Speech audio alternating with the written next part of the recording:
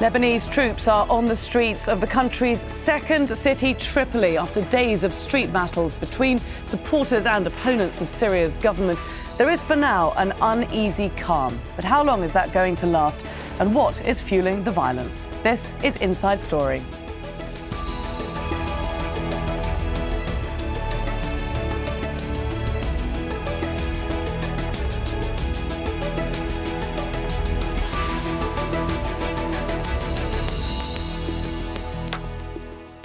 Hello there, a warm welcome to the programme. I'm Laura Kyle. Around 15 people have been killed in recent fighting in the northern Lebanese city of Tripoli. More than 40 others injured. A ceasefire is now in place. The violence seems to mirror the fighting in Syria, with clashes between pro-Assad Alawites and anti-Assad Sunnis. Well, Dana Hoda is in Tripoli. It's a large city that sits on a very porous border, just 130 kilometres from the Syrian capital, Damascus. She has this report. Evidence that not all is well in this flashpoint neighborhood. This has long been a front line, dividing the mainly Alawite neighborhood, which belongs to a branch of Shia Islam and largely supports Syria's President Bashar al-Assad, from Bebe to Beni, a predominantly Sunni area. The guns have now fallen silent, but everyone here will tell you the truce is temporary. Every month or so, the clashes erupt. No one knows how the violence starts and how it ends. It may be quiet now, but in a few days there'll be more fighting. Politicians want to settle scores. Syrian opposition flags cover the walls in Bebe to Beni. Some Lebanese sympathize and support those fighting against the government of President Bashar al-Assad. There will be no solution for the violence until the fall of the Syrian regime. Those people living in Jabal Mohsen say they are loyal to him. There is no way for us to reconcile with them. The Lebanese army yet again deployed on Syria's street, its name reflecting the issue which divides the various groups. There is no armed presence in the streets, but the guns and the fighters haven't gone away. Disarming any Lebanese faction would require a political decision and a consensus among divided politicians. This is a 3-decade-old conflict, but the uprising across the border in Syria exacerbated the divisions between Lebanese communities. For months now, there have been warnings that the Syrian crisis could destabilize Lebanon. Those warnings have now become a dangerous reality. Gunmen roaming the streets, firing at each other. These scenes are becoming increasingly frequent. The man trying to broker peace in Syria, Kofi Annan, has warned that the region could be engulfed in what could become an all-out sectarian war in Syria. The Lebanese know that warning is real, particularly those in this impoverished neighborhood. Sunday's violence was the bloodiest in months, but this battle is not over. Zena Khuder for Inside Story.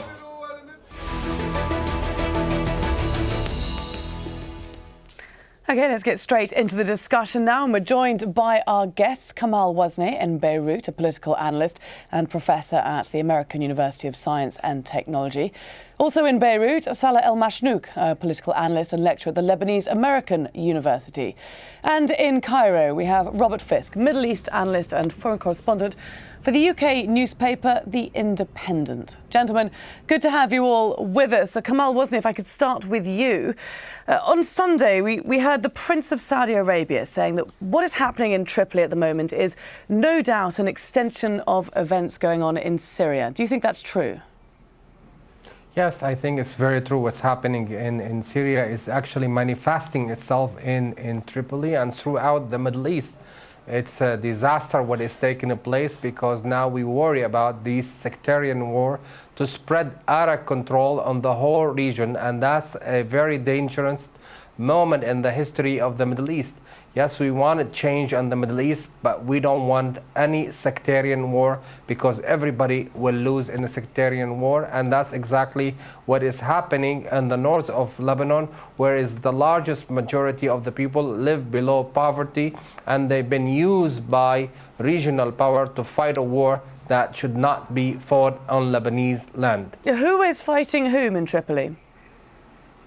Well, obviously, this is the old divide between if we have to characterize it, between two groups. Some happen to be the pro-Syrian and against Syrian, the Alawi and the Sunnah, and this is actually taken out of proportion what is taking place, because obviously there's a lot of groups fighting on the street. Mostly what I have been gathering, the Free Syrian Army, they're well enforced in Tripoli, and they are fighting the Jabal Muhsin, where the Alawite, or the majority of the Alawites located there, and this is going to bring a lot of death and injury to the area, and obviously stop the livelihood of the people of the north. Okay, Salah Al-Mashnouk, Kamal Wasni's view that this is the Free Syrian Army infiltrating Lebanon, fighting in Alawite communities. Is that something that you agree with? With all due respect, I think this is ridiculous. There is absolutely no proof there is any fighter of this Free Syrian Army in northern Lebanon. In fact, it reminds me of the letter of the Syrian representative of the United Nations, which said that al-Assad, which is the commander-in-chief of the Syrian army, is in North Lebanon. It's these kinds of stories that are being propagated by the Syrian regime to portray northern Lebanon as a hotbed of terrorism. I think what is happening in Tripoli is very different. What is happening in Tripoli is the latest phase of Syrian attack against Lebanon. It's just an extension of the atrocities committed by the Syrian regime against its own people. The Syrian regime kidnapped Syrian activists and Lebanese activists from Lebanon. They killed over 15 citizens of the Lebanese-Syrian border over the past year. And now they're trying to achieve their objective. Objective number one is to make sure that that northern Lebanon, which has been very supportive of the Syrian revolution, is crushed, that it is portrayed as a hotbed of terrorism, and most importantly, that it is portrayed as a sectarian fight or a sectarian divide between Alawites and Sunnis. It is not the case. What is happening in Syria is a war between a regime, a dictator, a murderous regime and its own people, while the Syrian regime wants to portray the fight as a fight between Sunnis and Alawites, and it wants to say to the United States and to the West that, look, I can create enough trouble in my surrounding, just as I did previously in Iraq, in Palestine, now in Lebanon. You need to negotiate with me. You need to be on my good side, so I do not sort of expand or not export trouble into neighboring territories. So this is the latest phase of Syrian attacks against Lebanon. Let me just bring in our third guest, Robert Fisk, at this point, because we have two very clear opposing views. We've got one view that the Free Syrian Army, the opposition, is stoking trouble in neighboring Lebanon. The other view that the regime is stoking trouble in Lebanon. Robert Fisk, your view on this. Is it purely external influences, or is this simply a Lebanese fight? Well, I'll know more clearly when I get up to Tripoli in a couple of days' time, because I'm in Egypt at the moment. You know, this is a sort of fight that's been going on now for well over a year. The first time that gunfire broke out in Tripoli, more than a year ago, I went up there and I saw bullet holes in the walls, and it was definitely then a sectarian type battle. But I have to recall that just 6 months ago, I was talking to a very good friend of mine in Beirut who said to me, you know, if Assad begins to despair and becomes desperate, I fear it will come to us.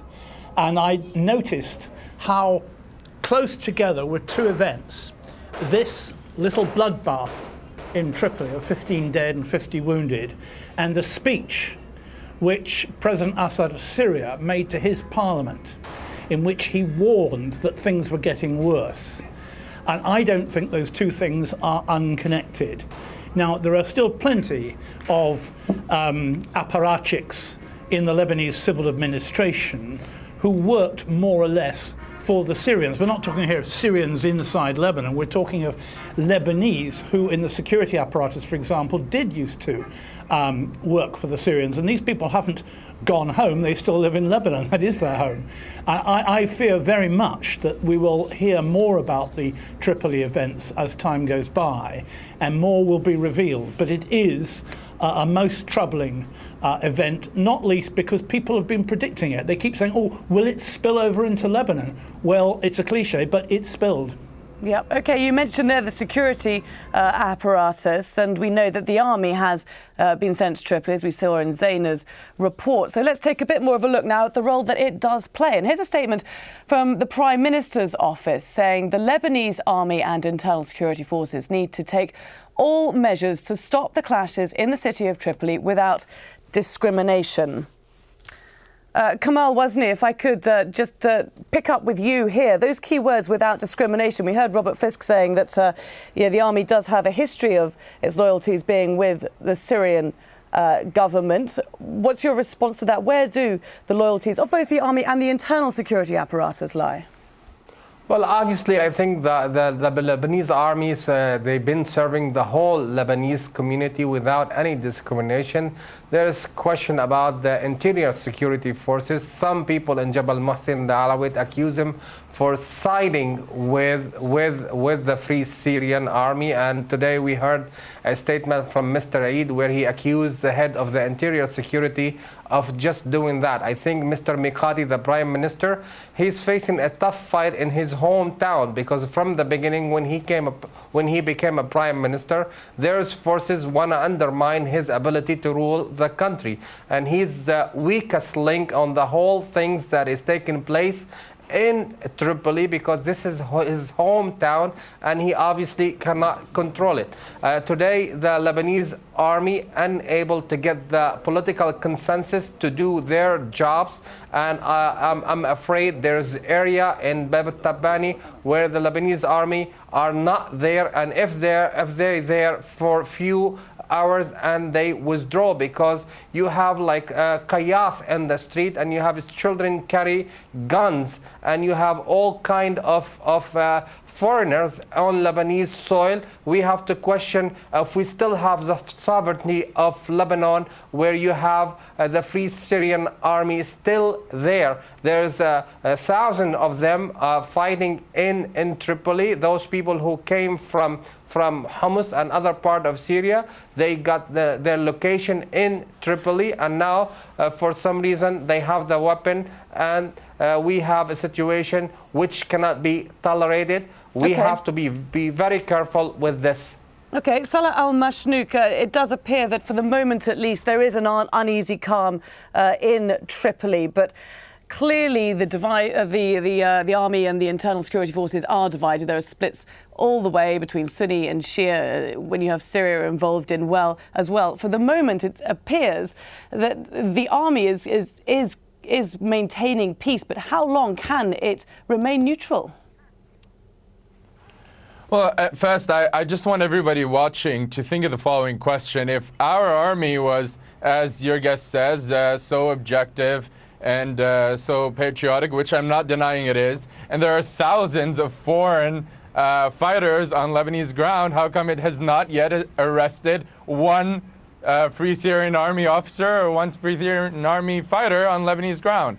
Now, to answer your question, the Lebanese army, it has been our request since day one that it takes away all the weapons of all non-governmental militias on Lebanese ground.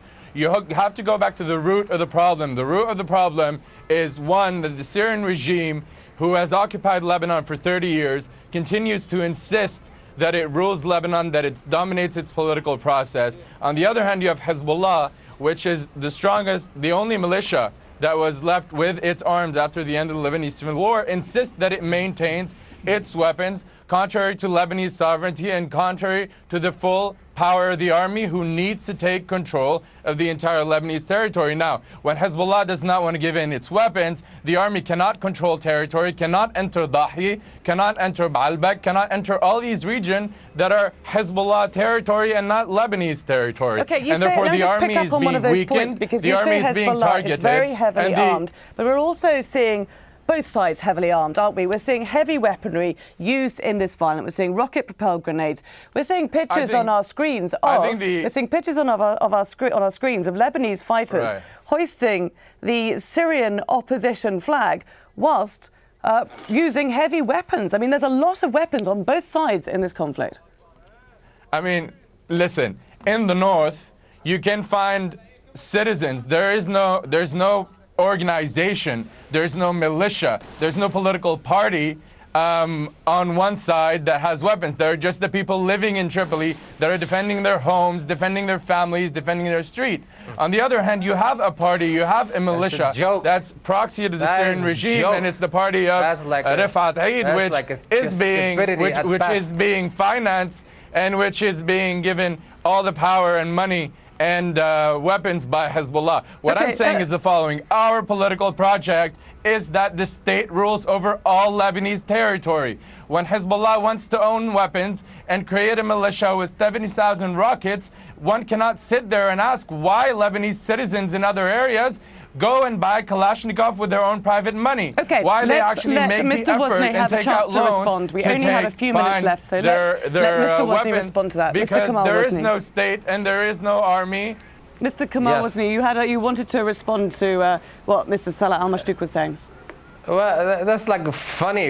We live like in the north, it's like Tora Bora. We saw all the weapon and the shooting in the air, and we saw the heavy weapon that have been used. You would imagine those people don't have $1 in their pocket. They will buy their weapon and shoot. This is not the case. There's a lot of funding for these people, and the future organization and other organizations are responsible for what is taking place.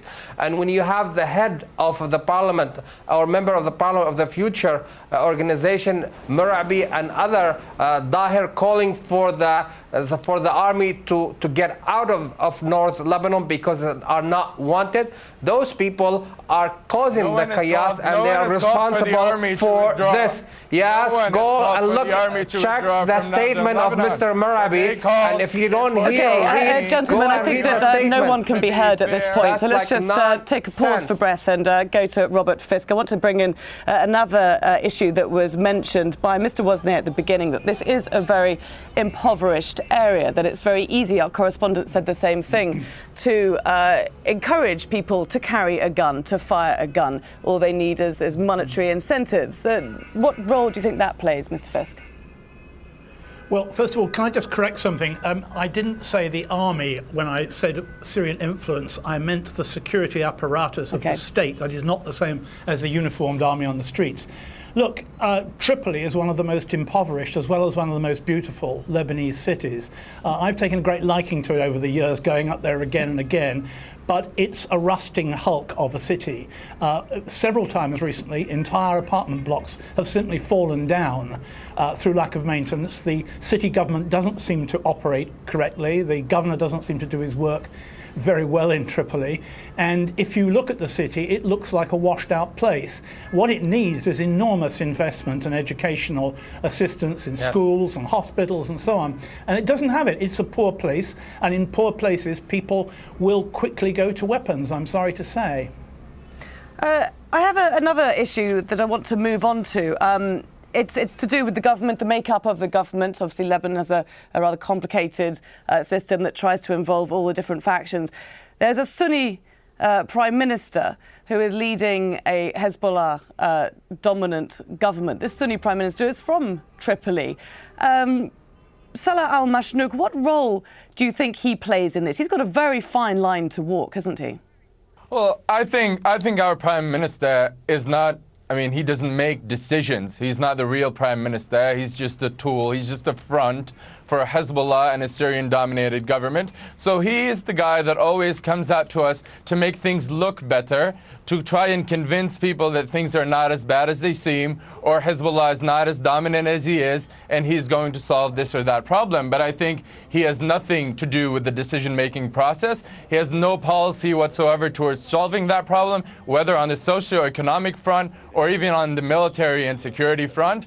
This is a Hezbollah-dominated government, and if the Syrians want to create trouble in Tripoli to show that there is a sectarian war, to show that these are al-Qaeda-affiliated warriors, as your guest said, that these are the Free Syrian Army, there is absolutely nothing our incapable prime minister will be able to do to change the situation on the ground. What he will do is just monitor the events, partly because he has to run for the election in 2013, partly because he always intends to appear as a de facto prime minister when in reality the decisions are made entirely somewhere else. Okay, Kamal Wozni, how interested do you think Hezbollah is in staying out of the Syrian conflict, of trying to maintain peace in Lebanon? Oh, I think it's a major interest for everybody in Lebanon to keep the peace for every individual citizen in the country. And this is, I think, there's consensus around it, even from regional power and even from maybe some global power, because no one has an interest to have violence and shooting and killing. People should go about finding a solution, peaceful solution for the situation. I think Hezbollah has insisted from the beginning that we should find a reconciliation for the situation that is taking place in Tripoli. Hezbollah has no whatsoever any existence in Tripoli, but in the hope of finding a solution, he's calling for a dialogue that include everybody in the country. And I think it's a wake-up call, because we don't want to try the civil war again. What is taking place in Tripoli is very dangerous, and we have a lot of extremist elements entered Lebanon, and we know what will happen next. So far, at this point, for the army able to keep like a ceasefire, temporary ceasefire, but we don't know when this can explode out of control and everybody can be affected by it. Robert Fisk, our correspondent earlier Zaina told me that the most potentially explosive issue right now is these 11 Shia pilgrims being held hostage inside Syria. And Hassan Nasrallah's response to that, him refusing to apologise to the Syrian opposition for supporting President Bashar al-Assad. How would you interpret Hassan Nasrallah's response, his refusal to apologise? Well, he's a prominent Shia Muslim leader, and you have to remember as well that the Alawites, whom we're talking about, are also a branch of Shiism. So there are clear connections, for example, between Hezbollah and the people in Jebel Mossad in Tripoli. I don't mean direct connections, but there's a clear interest politically in both parties. But you see, I've always been asking myself, ever since these Shia pilgrims were kidnapped, why was that? Was that on an international basis? Was that just, they picked up a group of Lebanese Shia, they let the women go, they let the wives leave and the mothers, but they kept the men? Or was this meant to be a more long-term preparation for something else? Tripoli, for example. So in many ways, you see, Mr. Mashnouk's comment on the Prime Minister has some truth to it. He doesn't control events. He watches decisions being made. Although I have to say that Prime Minister McCarthy does have a pretty good, clean political record with all parties in Lebanon and is able to talk to them all, which may be a good thing in these circumstances. But it certainly is a very dangerous situation to have popped up in Tripoli. It's been coming for a long time. For many months, the Lebanese army have actually been based inside Tripoli's Crusader Castle, ironically taking the role of long-ago French invaders of the Middle East. So what you've got, in fact, is exactly what started during the period of the Civil War. And so I'm going to jump in because worrying the Prime Minister. Yep, go on, finish off. What's worrying the Prime Minister and everyone in Lebanon is the fear that the army might break apart, which is what started the Civil War in 1975. Right. I don't think it will, but that is the fear. Salah Al-Mashnouk, final word to you. The future for Lebanon, the immediate future, we've already seen it spreading to Beirut. The violence, that is, a couple of people killed last week. Where do you see this going? I think our problem for the past 30 years has been the same. We're under attack by a murderous dictator and an ideological regime in Syria, and our state is breaking down because of the willingness and readiness of people in Lebanon to create private militias controlled by foreign powers at the expense of the state. There are two types of people in Lebanon: people who want the state and the army to be the sole representative of power inside the country, and people who want either to serve Iran or to serve Syria or to liberate Palestine, to create their own militias, which will undoubtedly lead to the breakdown of the state. So what we need to do is strengthen our army and make sure that it represents the sovereignty and the independence of the Lebanese state on all its territories, on all its factions, and in all its sects and different confessions. Certainly lots of factors at play, and we will be returning to this issue, I'm sure, here on Inside Story. But for now, we've run out of time, so thanks very much to our guests in Beirut, Kamal Wazni and Salah Al-Mashnouk, and in Cairo, Robert Fisk. Thanks to you too for watching. Do email any feedback and comments to insidestory@aljazeera.net. Bye for now.